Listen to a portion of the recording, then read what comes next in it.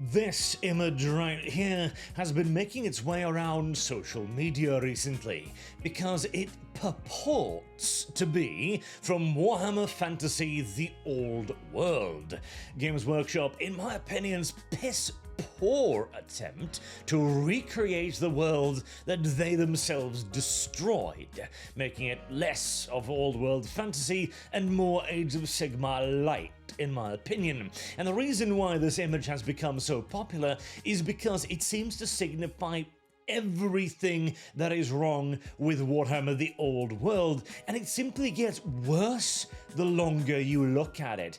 Everything is off about it, and most people who look at it is immediately reminded of Dungeons and Dragons covers, and that, by the way, is entirely intentional, as we will get to in a second. But first, let's just look at the image for a brief moment, shall we? So, you have a female Bretonnian knight, of course, as during the relaunch of the Old World, it was made canon that women are just fighting in the armies of Bretonnia now, one of the most gender-segregated nations in the Old World now has female knights.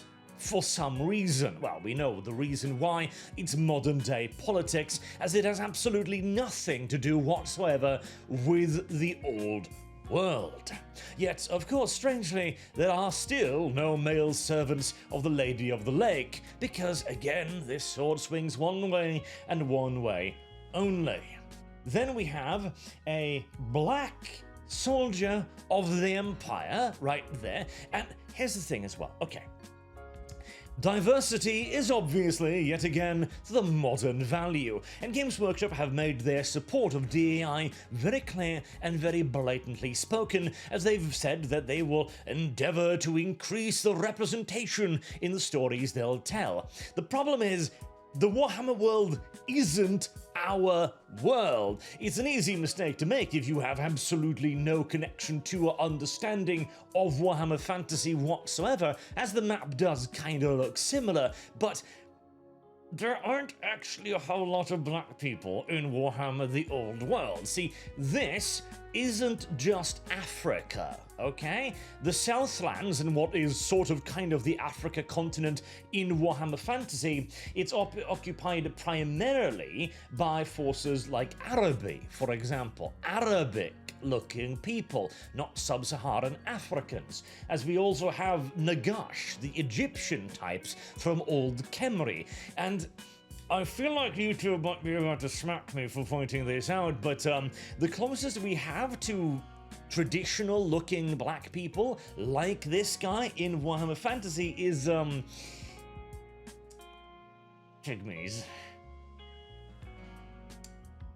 Now, I understand, believe you me, I get why these are no longer, shall we say, canon to the Warhammer universe overall, even though there is literally more art and lore for these characters than there are for just the regular-looking black guys in the Warhammer universe, as, I don't know if you know this, but our skin color is actually a reaction to our environment. That's why we developed different skin colors, and so you wouldn't just have random black people developing as a tribe in the Empire. Again, this isn't our world. I don't... It's pointless to point that out, of course, because this is not made for any lore reasons. It's made for diversity, equity, and inclusion, and that is the sole reason, and also why, again, it feels like D&D, which is, again, very deliberate, which we'll get to in a moment. Then we have a female dwarf, obviously. Never mind the fact that female dwarves are... Okay, listen. Female dwarves are technically allowed to do whatever they want. Technically, sort of, kinda. In the same way that a woman in Iran could just throw off her shawl and wander out into public buck-ass naked. It could happen, but it would never actually happen. Dwarven females are viewed as incredibly rare and precious. They are a vanishingly small minority, and their families are extremely protective of them. Making sure they get good matches and good husbands is one of the highest priorities of dwarven family clans. weapons. Having one wander off into the wild and become an adventurer would be practically unheard of, and would probably be viewed as an enormous failing on behalf of her family clan.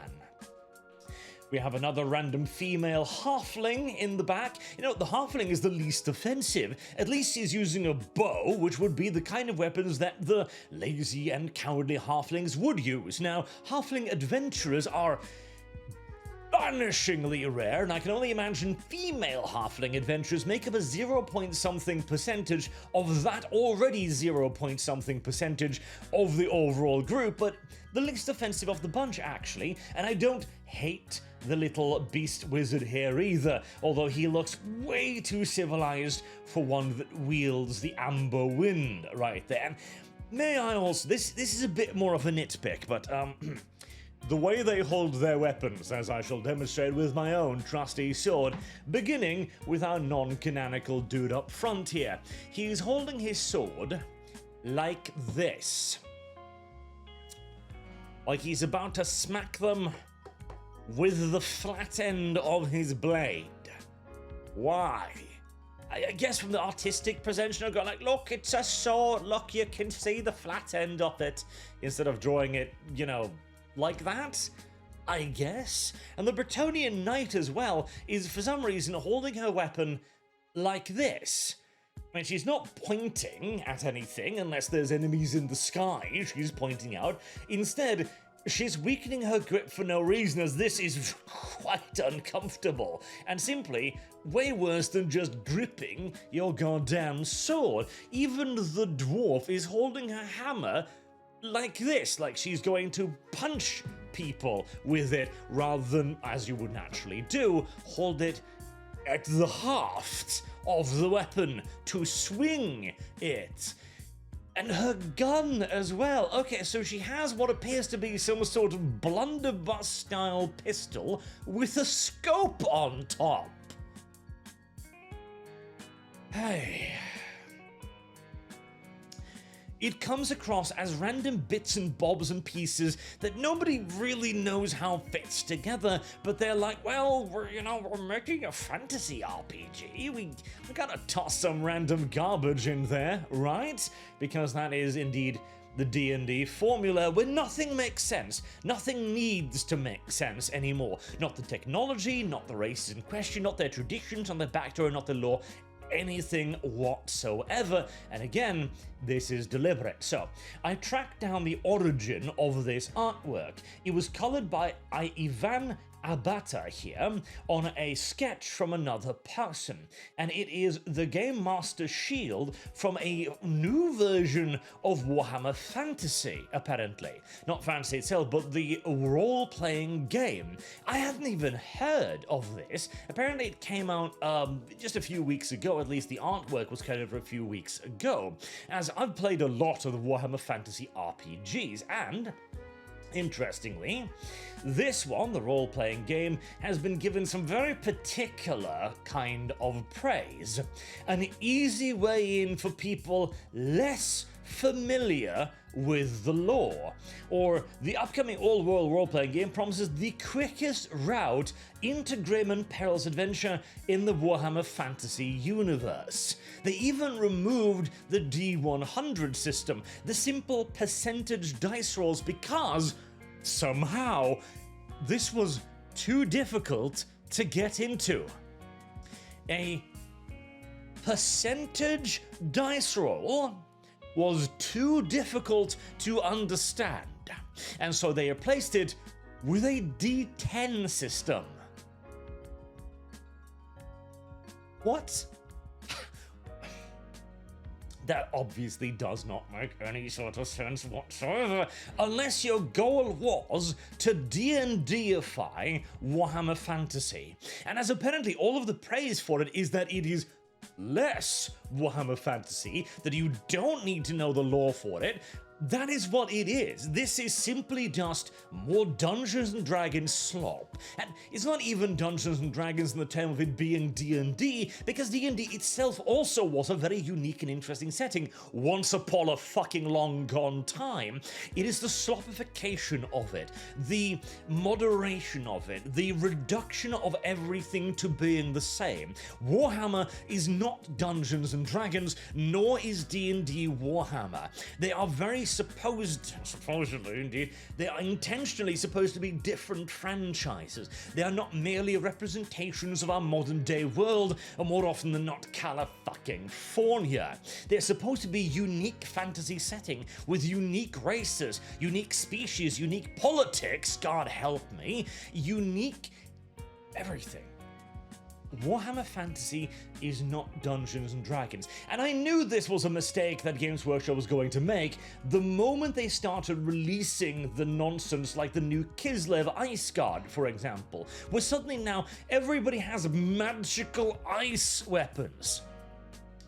Listen, Warhammer Fantasy doesn't have a whole lot of magical weapons. They are rare as hell. And even when you do have magical weapons like the rune fangs, they don't look like fucking ice swords. They look quite normal. The flaming sword of myth is beyond mythological in Warhammer Fantasy, and usually a trick of magic, as in actual magic over steel, rather than simply just an artifact. If anything, it would be chaos using anything this high magic.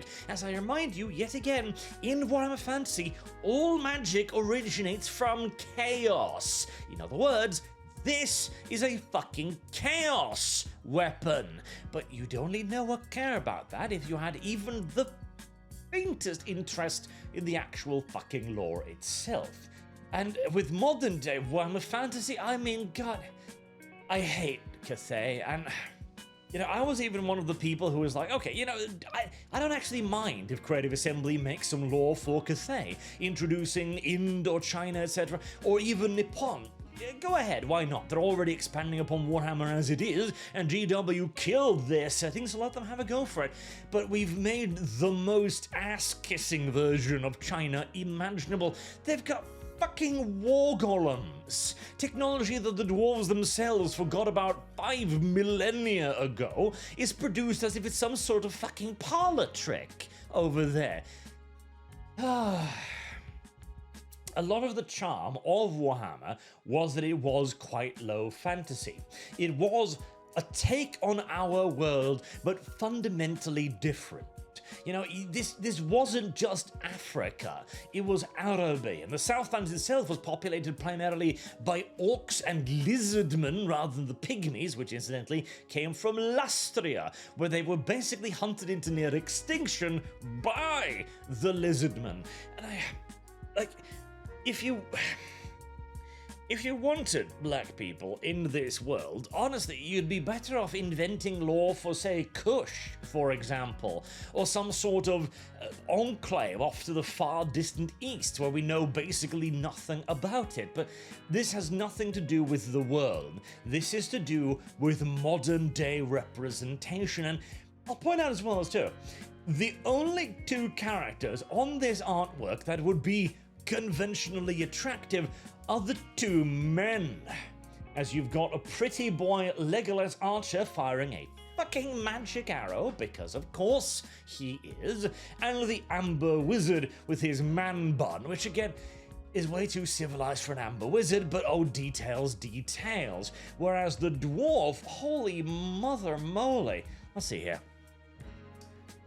There we go. So you have the screaming female on the back of the horse there, not particularly pretty, and this fucking goblinoid creature down here. She looks to have more in common with the beastmen they're fighting than the dwarves. Maybe that's why she got thrown out of her clan. The rest of the family looked at her and went like, well, we're never marrying her off.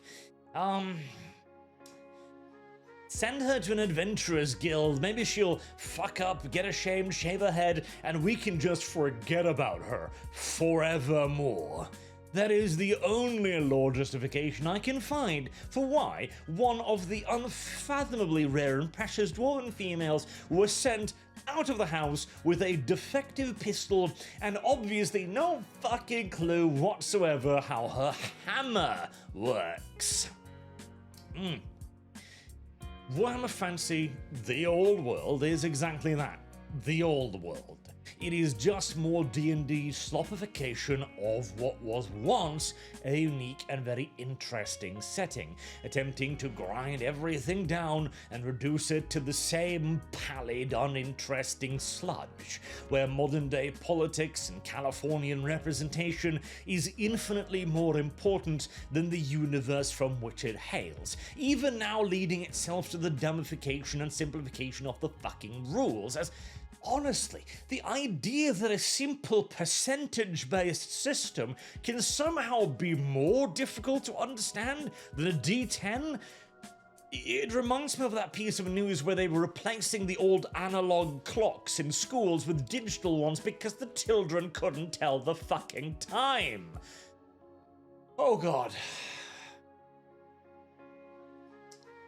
We are doing this to ourselves. That's not the way to put it.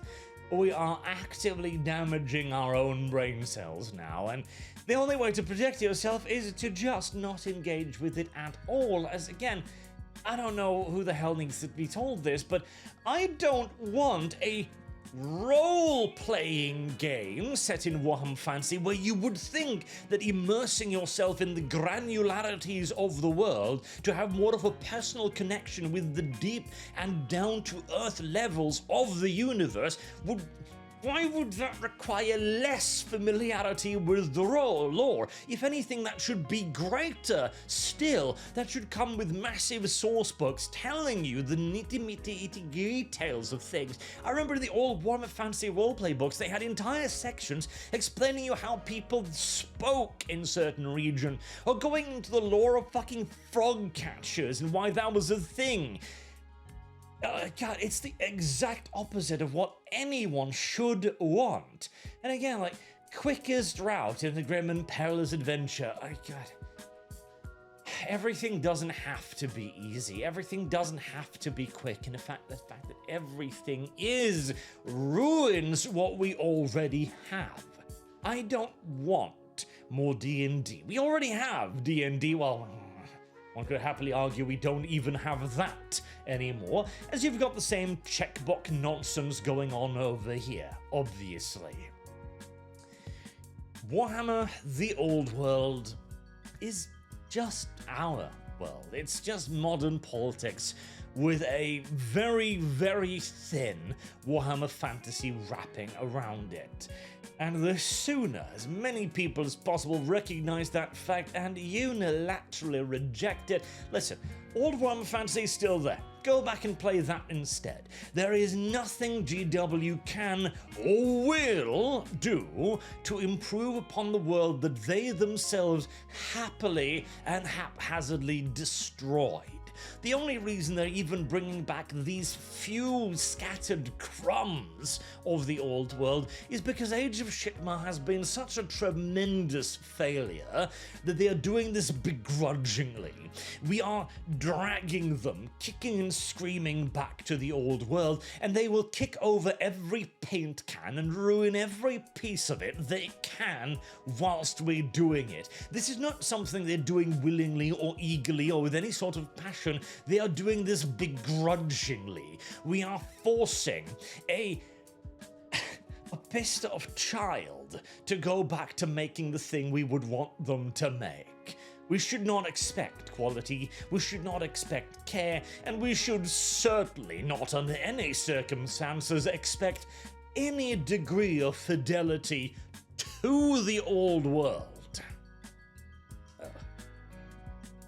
And that is a tough pill to swallow, as again, I absolutely adored Warhammer Fantasy, but this simply is no longer it.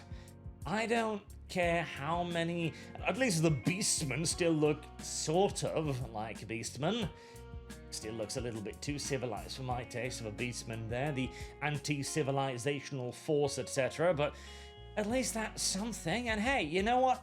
The rest of the Dungeon Master screen, oh, okay, it's at least sort of kind of neat, but that's all that is. It's the thin veneer of sort of kind of neat stretched thin over what GW really wants to do now, which is farm out their IP to half-assed people who have never even touched Dungeon of Warhammer Fantasy, and only ever want to play yet more Californified D&D. The old world is dead. Let it rest. Until next time, I've been Arch. Thank you all very much for watching. I do hope to see you all again soon. Have a good day.